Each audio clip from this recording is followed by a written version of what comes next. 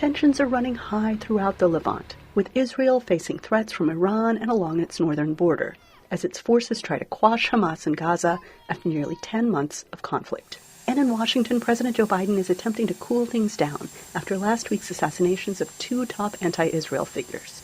The White House said over the weekend that it is committed to a hostage release and ceasefire deal that has so far been elusive, but emphasized that Washington stands ready to respond and has surged military resources to the region. We still believe a ceasefire deal is the best way to bring this war to an end. The other thing that we've been doing since the 7th of October is making sure that not only Israel has what it needs to defend itself, but that this war doesn't escalate to become something broader. Analysts say this is a tense moment. I think one of the reasons that this is all so scary, to be honest, for everybody, is that it isn't clear what the United States can do when we're on the brink like this. Advocates for the American Muslim community, which has criticized Biden's strong support for Israel, say Washington should take a firm line on Israel's aggression in Gaza.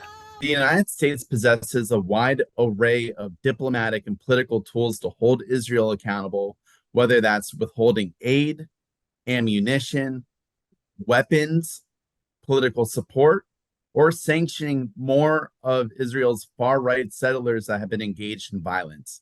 Prime Minister Benjamin Netanyahu said Israel was determined to stand against Iran and its proxies on every front. Anyone who murders our citizens, anyone who harms our country will be held accountable. He will pay a very heavy price.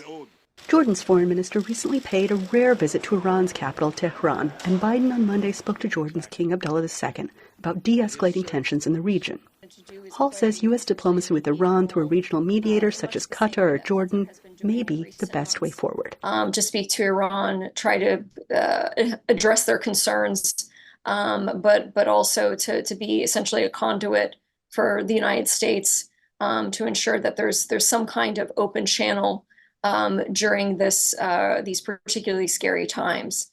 And I think that is more necessary than ever before, since the United States does not directly speak to high-ranking Iranian officials. So with nearly 40,000 people dead, Gaza in ruins, and Lebanon and Iran on high alert, the world is waiting to see what happens next. A reporter asked Biden about one of the key players in the conflict as he left church on Sunday. Do you think Iran will stand down, sir? Anita Powell, VOANews, the White House.